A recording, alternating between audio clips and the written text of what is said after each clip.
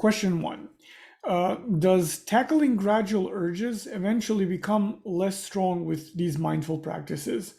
I'm not sure if I understand the question, but if you're asking me whether or not the urge will eventually become less strong, I think in that case, um, mindfulness can definitely help. Grounding can also be helpful. And overall, I think even within mindfulness practices, focusing on equanimity is the best thing that you can do for yourself. In that case, yes. We know from research that mindfulness will, so when we talk about mindfulness from research, we don't mean when you sit down to meditate occasionally. We mean an actual structured meditation practice that is daily or daily-ish, if we're being forgiving. We know from research, and there's quite a lot of research, then that when you practice mindfulness for a long time, let's say at least 8 to 10 weeks daily for about 20 minutes, because this is what most studies will test, your baseline anxiety levels will be lower. So overall, you will have less anxiety, and that usually means fewer urges and less intense urges. That would be one benefit that can tackle the gradual urges. The second one is that what mindfulness does is it strengthens the connections that you have between your prefrontal cortex and amygdala. Now, this sounds very fancy, but basically what that means is that you have more conscious control over your behavior. So you're less compelled to do anything that you don't choose to do consciously. This is also a superpower that is extremely useful when it comes to the urges. So that's another benefit that you can get. And then the third one, of course, is that mindfulness builds equanimity so that even when the urge is there and it's strong, you will not have to act on it. I see a lot of you raising your hands. Please just type the question that you have and I will answer it. So this would be, I hope, a decent answer to your question. Can chemicals be a trigger? With this, I mean hormones. I started pulling at the age of 17 when my hormones started and have been pulling ever since. I don't know if we can say that a hormone is a trigger because it's kind of something that you always have. But for the lack of any research, maybe there's something. I'll have to look it up. But last time when I looked it up, there was nothing. But I know from what my clients tell me that sometimes how strong the urges are, it will vary with the menstrual cycle. So in certain, and I haven't been able to establish a precise connection because usually clients will tell me, well, it depends on my cycle, or sometimes they'll be more precise. But I really usually don't go into details about, like, can you tell me about your menstrual cycle? So I can't really tell you exactly what part of the cycle will be triggering, but I think if you notice that it has to do with hormones, then you can observe and see how that works for you. So I wouldn't say that they're a trigger. I would say they're a kind of, they maybe amplify triggers. Kind of like when you're very tired, you're more likely to be triggered to pull. But being tired is just a state of mind that makes everything else a trigger. So something that might be minimally triggering, or if at all, could become terribly triggering when you're tired. And I think that's how hormones act as well. And not just hormones, but also sometimes people will tell me about drinking, and then sometimes for some people drinking will make them pull uncontrollably, whereas because it just lessens their self-control, and they have less willpower. But at the same time, some people will say, well, when I drink, I never pull at all. The same goes for weed also. So chemicals can maybe modulate the urge. I guess that would be a way to put it. I missed the beginning of the meeting. I was wondering if there is a recording so I can check it out. Thanks. Yeah, you will receive a link in your inbox in I assume Friday, Monday at the latest. But it will be uploaded to our YouTube channel tomorrow. But you'll nonetheless receive an email with a link.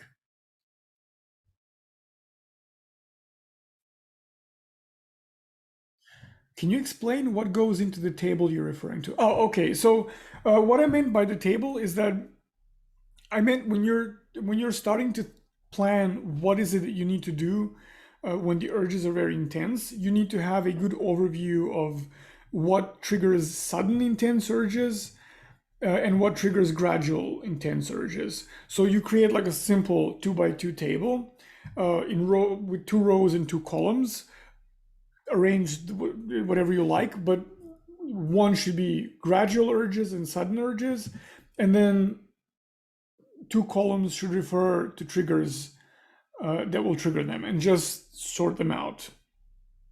Like what will trigger one and what will trigger the other, and you can divide the triggers, for example, into internal and external.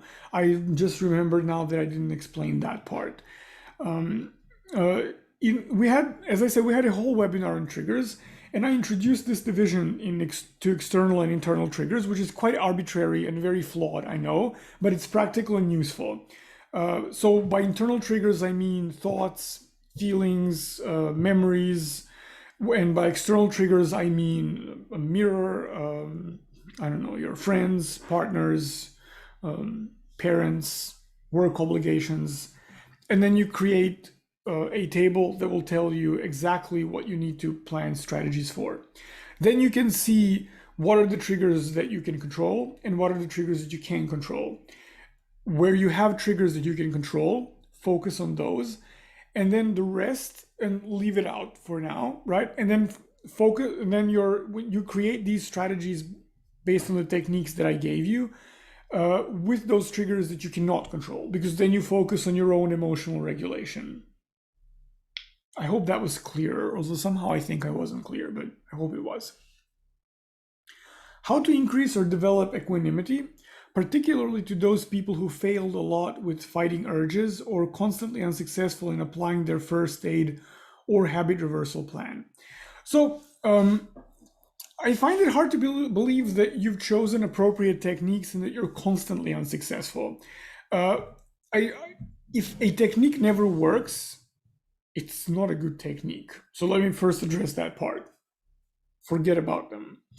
Uh, Another thing that I might pay attention to is how you introduce these.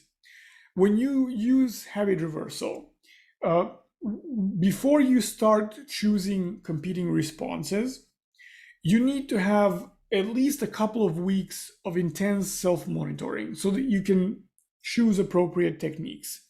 And also, for competing responses to work well, most of your pulling should be focused and not automatic, so not mindless. This is an important distinction because if your pulling is not conscious, then you won't even know that you need to apply a technique. So that wouldn't work. You choose one technique, maybe two, but one is the best to start with. You practice that one for a week, and then you assess where it works and where it doesn't work. When I say practice, I don't mean just use when the urge comes about. I mean use it all the time. When you do the first stage of habit reversal well, meaning awareness training, you should know and be able to discern where is it that you pull and where is it that you don't pull. So you practice that competing response in the context where you pull. And you practice it even if you don't feel like pulling, because habit reversal techniques should become new habits for you. Basically, what you're doing is you're substituting pulling with a competing response. Pulling always has the edge because it's already a habit. It's already deeply ingrained. So that means you have to practice your competing response extra hard, schedule practice time, practice continuously. And then after a week, if it doesn't work, forget it and replace it. If it works in certain situations, you might want to introduce another one. So you have to be very systematic about this. During this whole time, if you're not in our program or you don't have a therapist of any kind, journal about it, write it down, because you will forget what worked when and so on. So write everything down, keep copious notes, and then analyze them. So you have to take it slowly. Because the most common mistake that I see, especially when people either when they have inexperienced therapists or when people just try to do it on their own, is that they will mess up the awareness training part, because they will, my God, we all think we're so self-aware that, we can't possibly learn anything more. So we usually tend to screw up that part, either by not being diligent about self-monitoring, or not analyzing properly, or not doing it long enough. So that's the first mistake that everyone makes. And then they say, I'm unsuccessful. And when you screw up that first stage of habit reversal, you won't choose appropriate techniques, and you won't be aware enough to actually use them, even if you luckily choose a good one. So right there, you're dooming your entire habit reversal thing. And then second of all, the second thing that I see is that people will select like 9 competing responses. That is just right off the bat a recipe for failure. I am yet to see a human being that establishes 9 habits at the time. And this is coming from someone who one day decided that I will meditate, and I never skipped a day. So I form habits very easily, but I still have to take it one at a time. Otherwise, I will fail. So those could be some ways to improve your habit reversal. If you've noticed, or you can find a flaw in either one of these, scrap it all and go back to the beginning, start self-monitoring, and work your way up. So that would be one. We had, I think, 2 webinars on habit reversal and one on habit formation. So there's at least then 5 or 6 hours of materials that you can go through. And I explained that, I think, in quite a bit of detail. So you can go through all the steps slowly. We know that habit reversal works. Of all the treatments that we have for hair pulling, this one has been tested the most because it's the oldest form of treatment. So we know for a fact that it works for 95% of people. You just need to apply it properly. That's the second part of your question. Now to the first part, how to increase or develop equanimity. There are 2 ways that you can go about this that come to my mind right now, but I'm sure that if I wasn't talking for an hour and a half, I could possibly figure out some more. One is to slowly expose, to kind of do some kind of self-exposure therapy, right? So you expose yourself to a degree of discomfort and just stay with it, and then pull away. Then expose yourself to a little more and then pull away. Equanimity is like going to the gym. Like, you can lift weights, you just have to start with whatever you can handle and then push yourself a little bit more. That would be outside of mindfulness. You can also expose yourself to something uncomfortable and then do grounding, one of the grounding exercises. There's one that I didn't list that's particularly good for this. It's called 5-4-3-2-1 grounding. I think you can Google it. If you can't find it, email me and I'll send you the instructions. They're quite simple. So that's one way. Another way is to do it through mindfulness, either informal mindfulness or formal mindfulness. With formal mindfulness, you can do it by meditating on a phrase. It's what some Buddhists would describe as planting a seed, of an idea that will then grow as you practice. There are different phrases that people use. If I'm doing it, I use a simple phrase, which is, I am responsible for my own actions, or every person is responsible for their own actions. The Buddhist original that I reworked like this for myself is, every person is the owner of their own karma. Because I don't know, I'm not very woo in how I see the world, so karma doesn't mean much to me. I mean, I have the understanding of the concept, it just, when I transfer it to my way of phrasing, it works better. So that would be one thing. You can practice equanimity through visualization, and you can do that if you have issues setting boundaries in relationships. There's a whole set of mindfulness exercises that develop equanimity with other people. So there's that. Or you can also do one of those visualization techniques where you visualize yourself as either a lake or a mountain. You can find those guided meditations for free, either on Insight Timer or YouTube, or I can send you some as well. These will also, over time, cultivate equanimity. So those would be some ideas. I mean, if I'm going to give you precise instructions for each, we could probably stay here until tomorrow. But you can Google all of these. If you want to, like, you can, Sharon Salzberg has that great book called Loving Kindness, um, The Revolutionary Art of Happiness, or something like that is the subtitle. That book has a chapter on equanimity and it has instructions with guided meditations. I mean, overall, for Brahma Viharas, the loving kindness type of meditations, let's say, that's the best book that I've ever read. It's one of the first ones to appear in English, and it's by far the best one. For me, everything else afterwards was, same old, same old. So that's one place where you can actually learn a lot. Is trick related to ADHD? The, ADHD doesn't cause trick, and trick isn't doesn't cause ADHD, but I do see them related. They come together quite frequently. Sometimes medication can have the side effect of triggering BFRBs, especially in the evening when it starts wearing off. That's where it tends to be very triggering, although it's not the case for everyone. So I wouldn't generalize. This is just something I've observed. And second, I think ADHD can make trick worse. And I think in turn, trick can make ADHD worse. And the link would be anxiety. Because when you struggle with focusing and you have to focus, or you're hyperactive and then you have to sit still, you're bound to feel a lot of restlessness in your body, a lot of anxiety. And if you're having a hard time being with anxiety, then what will happen is that you will be triggered to pull, because pulling is a way to avoid being with anxiety while you still get some soothing and relief.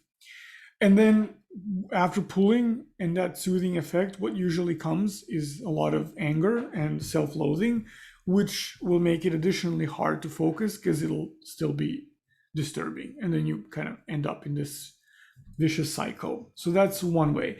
Another thing that both ADHD and trick have in common is just poor impulse control. So that's perhaps a link between the two. How can I determine my triggers? I really don't know what they are or why I pull. Well, one thing that you can do is just self-monitor. Like you can just go to your app store. You can use our app. It's free. It's called Trick Stop. And just note anytime you feel the urge to pull. The app will ask you precise questions, and you need to be able to answer every question. You won't be able to answer every question every time, but sometimes you will. And then after, let's say, 1, 2, or 3 weeks of self-monitoring, you can send those logs to yourself if you're not in therapy, or to your therapist if you're in therapy. You can print them out, and then you can see what triggered your pulling, whether these are thoughts or events or people or objects. Sometimes I agree with you that patterns are difficult to spot. And maybe that division between sudden and gradual urges can be helpful, because sometimes what you can look for is a pattern that repeats throughout the day for gradual urges. So you can have like those small triggers, and then other times it'll be something very specific that'll trigger you. But you need to self-monitor for a while to gather data and then just analyze the data. It's I agree, it's not a simple process, and as time goes by, new triggers might appear. So you're always encouraged to be more aware and more mindful and keep note of what's happening and learn. Where can I find the YouTube channel? Well, just go to the homepage and type Trick Stop, and that should be the first thing that comes up. It's just that one channel that we have. There's also a page, I believe, on our website that contains all the webinars as well.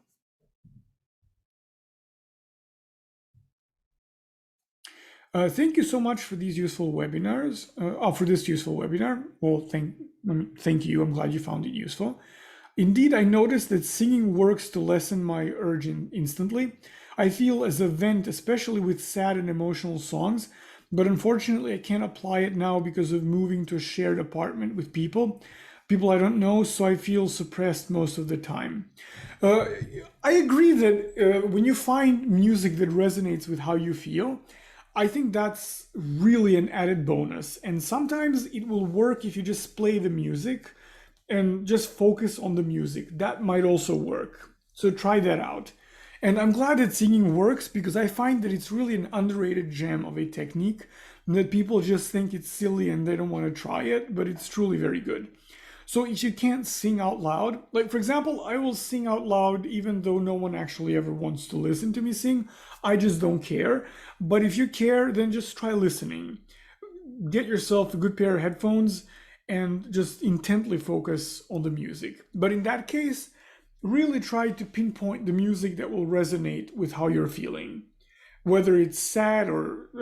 I was thinking the other day in one of the groups, we were talking about how difficult it is to find music that resonates with anxiety, for example. And I was thinking about that, and that there is some stuff that I think, at least for me, resonates with anxiety. It wasn't easy to find, but some music by Shostakovich that he composed tends to be very unnerving, and it really works well for anxiety. And then also some of the pieces by Prokofiev, the composer that I really like. So it's not anything bad about him when I say that he resonates with anxiety, but I was really thinking about this intently because for sadness, for anger, for guilt, for all kinds of stuff, I can easily find music, but anxiety seems a bit elusive. So it took me a while to figure it out. But then, as I said, to go back to the point so that I don't go on forever, try to find music that resonates precisely and listen to it. And maybe keep your hands occupied with something while you're listening. Something that wouldn't be, terribly unusual to your roommates. I have been pulling my hair for years since I was young, though pass it off as a really bad habit.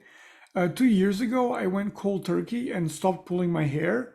It works for a while, but the urges are still there. But I don't pull at it, so I do other things to calm it.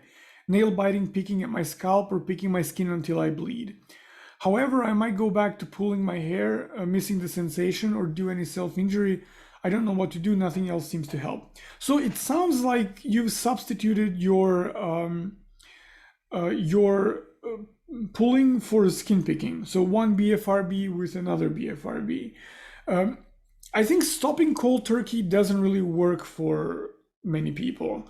Um, to be perfectly honest, I wouldn't recommend stopping cold turkey to anyone. Over the years, I have seen some clients who were able to do that, but I find that most people can't. Uh, it's just not a very pragmatic way to approach it. It's much better to reduce your pulling by, let's say, 10%. You can reduce in different ways. You can intently reduce every episode. Say I will pull for 2 minutes, or I will pull a certain number of hairs and then reduce that, or just try to stop yourself earlier, or introduce a competing response for pulling in some situations and then generalize it slowly. So don't overwhelm yourself. Because usually when you stop cold turkey, what you do is you just use your willpower, and willpower is always very limited as a resource. It's not very useful. And then another thing, because the urges will sometimes be persistently present or show up from time to time, practicing how to be with your emotions and not be reactive to them is vital. I don't know if you've noticed, but I say that a lot in the webinars because that truly is a skill to cultivate, but it takes time. So if you start doing both of these things, reducing pulling by 10% per week, let's say, and working on kind of being more comfortable with difficult emotions, that combination should be sustainable. What about genetics in some families? I've definitely seen pulling occur in families, uh, but I don't think genetics is the necessary explanation there. It might be, but it really doesn't have to be. We have absolutely no evidence that it is. I found, I think, only one study that actually looked into this. The study had a measly small sample that you couldn't really generalize from, and all it found was a correlation, and correlation is not causation, so you can't really conclude anything from that. Um, when it comes to pulling being present in families, I actually frankly don't think that genetics is a very useful explanation, even if it may be accurate in some cases. Again, we have no idea, we don't know. The reason why I say that it's not very useful, because what exactly do you do next? So you conclude that something is genetic, and then what? It doesn't really give you any guide for action. So for me, that's not a very useful way of thinking. Because in my mind, it really only leads to some kind of fatalism. I would think more in terms of patterns. Uh, Hair pulling is frequently, BFRBs in general, are frequently a very unhealthy way of emotionally regulating yourself. So what what can be the case is that this could be a mechanism of emotional regulation that you've just kind of learned, picked up from your family. Sometimes we have these patterns in our families that can run for generations that we simply don't notice because they seem normal to us. And also, no one tells us, hey, let me just teach you this pattern. We kind of absorb them slowly as we grow up. Sometimes we can't even really figure out where or how. We just see that there's a pattern of behavior in our family. Like, my family is super grumpy, and I'm very grumpy too. I wouldn't say that grumpiness is genetic at all. To me, that's a clear example of how we internalize behaviors. Like, you see your parents roll their eyes at something, eventually you kind of do that, by a monkey see, monkey do mechanism. So it doesn't, if it's present in your family, genetics is not the only explanation. Like, there's a ton of others. And also, if you prefer an explanation that's more biological rather than psychological, obviously I'm a therapist. So to me, psychological explanations are always more useful because they give me more space to work with. But genetics is not the only way to pass on behaviors. There's also epigenetics. So you have research which used to be quite controversial when I was in medical school, and I had professors with some very strong opinions. But now there's quite a lot of evidence to suggest that epigenetics basically means that when one of your ancestors, like a parent, grandparent, or someone further on, they experience something that's life changing for them, like a trauma of some kind or something good, presumably too. But we tend to study the bad stuff. Um, this will activate or inactivate certain genes. Like, we know that when people are under chronic stress, that will change their gene expression. So it doesn't change your actual DNA. It just changes what's activated and what's inactivated. And then this can be passed on to future generation. But this kind of inheritance doesn't mean that you're destined forever to suffer from something. It's just a way in which patterns are transmitted. So we have studies, not for hair pulling, because there's very little research into hair pulling, and this is kind of niche and really newer research. But we know from this woman, I can't think of her name now. I apologize. She's a very big name in that field. She studied offsprings of Holocaust survivors and then people who didn't live through the Holocaust, whether they are Jewish or not. So she had a few groups and combinations of all sorts. And she found that, for example, offsprings of Holocaust survivors tend to have more anxiety disorders, or they might be more prone to depression, or even have some conditions like types of cancer that are transmitted. And I'm not talking about like breast cancer that we know can be genetic in some instances. We're talking about things that are not genetic, but they are somehow inherited. So it can be biological, but not genetic also. There are many possibilities. Don't if you want to look at this in terms of your family, that can be quite useful because you can uncover all kinds of patterns that maybe you weren't aware of. Just think about it in a more layered way, because saying, well, this is just a gene, what can you do, it leaves you powerless. Whereas both epigenetics and also just family patterns in the way that psychologists think and used to think about them, these give you a lot of space to change. So that's why I think these would be more useful ways. Um, uh, Bergs, I'm pretty sure I'm not pronouncing that because his name look Guybergs, if he's French, is great for meditation. Just a recommendation. Well, I mean, I'm passing it on, but I don't know who that is. I follow quite a number of teachers, but I'm not familiar with him. But if you like him, presumably he's male, I don't know. Enjoy. Um, Others can look him up also. Humming can also be a good in between for when you don't want to be heard. The sensation is similar to singing and helps me. Oh, absolutely, yes. Humming, there's something very strangely calming about humming. And it just occurred to me that I could have included this, but I didn't. Like, there are a lot of mantras that over the years, I've had many meditation teachers, most of whom were Buddhists. And sometimes they would give me some mantras to practice, like the mantra from the Heart Sutra, for example, Gate Gate Paragate, that one.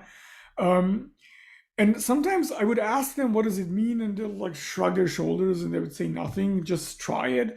And then you try saying the mantra, and it's almost like the specific sounds that you're making cause your entire body to vibrate. And it's incredibly soothing. But then again, it's something that you need to be alone to do because usually you need to say it out loud to have that full effect. But that's also something that you can try out. If I know that my pulling is a way to avoid facing difficult and stressing tasks, is there a certain strategy to train myself to face overwhelming tasks? I also have the belief that I'm fixing my hair by pulling the bad hair curls, but how to convince myself that it's not true? So let me address the first part. There's like a gazillion stress management symptoms out there. Symptoms, oops. Stress management techniques. I usually recommend MBSR, so that's maybe something to Google and try out. Also, it could quite be the case that you're simply overwhelming yourself with too much to do, and that what you need to do is learn how to set boundaries and say no and cut down on what's too much. People very rarely entertain the idea that they're taking on too much because that usually doesn't align with how they see themselves. But that's, the simplest solution, sometimes the best one. So that's something that you can do. In terms of the second question, which is how to convince yourself that it's not true, I wouldn't try to convince myself of anything. If you just told me basically that it's not true, so you know that it's not true. What you're trying to do is you're trying to convince some parts of you that are not verbal. If they're not verbal, they won't be convinced by words. Also, arguing with your thoughts is kind of like feeding the trolls online. You really don't want to do that. And we've all fallen into that trap of arguing with trolls. Trolls always win because their goal is never to actually have an open, good faith discussion. Their goal is to win, to own you in some way, to make fun of you, to, like whatever, just bug you. And our brains are a bit trollish also. I mean, if they weren't, trolls wouldn't exist. And so if you start arguing with yourself or convincing yourself, you're just feeding those thoughts additional energy. Instead, I would suggest that you don't try to change that belief at all. Let it be. Try to use cognitive diffusion techniques. Or if you're practicing mindfulness, just the standard letting go kind of thing in labeling. This works much better because when you diffuse yourself, it should really not be one word. It should be spelled with a hyphen because it's not diffusing a bomb, it's defusing yourself from your thoughts. When we are fused with our thoughts, then we act on them as if they were literally true. And when we are defusing ourselves, we're actually learning to see our thoughts as just thoughts. And if you've ever practiced any form of meditation, you know that your brain probably produces hundreds of thoughts per minute, and most of them are trash. Not because there's anything wrong with you, my brain also produces a lot of trash. It's just that we tend to be fused with those thoughts that are somehow aligned with fears that we have. And because they click with our fears, we think of them as being true. And cognitive diffusion will separate you from those thoughts so you can learn to see them like any other thought. This is a much better way of working because arguing does not function. In fact, I think I fault like the earlier waves of CBT for this and our culture at large. We tend to glorify rationality as if that's something gloriously powerful. Whereas when you look at your behavior, Our behaviors are directed by mostly anything but logic. Humans are just not very logical. So arguing and logic and all that blah blah blah blah blah, this just doesn't work. Can you explain if logic worked, you like the conventional logic, you wouldn't be pulling in the first place. If logic actually worked, you wouldn't be upset when people are asking you for something that you can't give them, and most people are upset. If logic ever worked, you wouldn't be obsessing over what other people think, and most people obsess over what other people think. So conventional logic really plays a minor, negligible part in our mental lives. So don't try to reason with yourself, because parts of us, large portions of us, are not reasonable. I think that's one of those great insights that Freud had that were left behind when somehow some people somewhere decided that Freud was wrong and then never looked back. But he understood this very well. And a good deal of psychoanalysis actually is that work of pushing past words. So don't argue with your thoughts. That's a lost battle in advance. Diffusing is much better. I can put that on the list for future techniques, so that I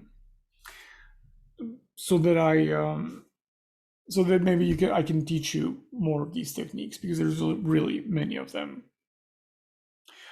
Okay, so there's at least 7 or 8 questions that I'm afraid I won't be able to get to this evening, because my throat is dry and I've been talking for almost 2 hours constantly. Please, I see some of these questions seem like they're quite long and detailed, which is perfectly fine. What I'm trying to say is that they seem like you've put a lot of effort into answering them, but I don't see all of your names, and I certainly don't see your email addresses. So you can email me your questions at vladimir@trickstop.com. And on Friday, I've put aside a few hours to answer emails that people send me, because I used to be terribly disorganized with this. And on Friday, I will respond to your question. So please just copy paste this and email me, and I will get back to you. So now we'll slowly close up. And hopefully I will see you in May, where we will be talking about expectations from treatment, whether you should aim at reduction or stopping, and what's possible and what's likely.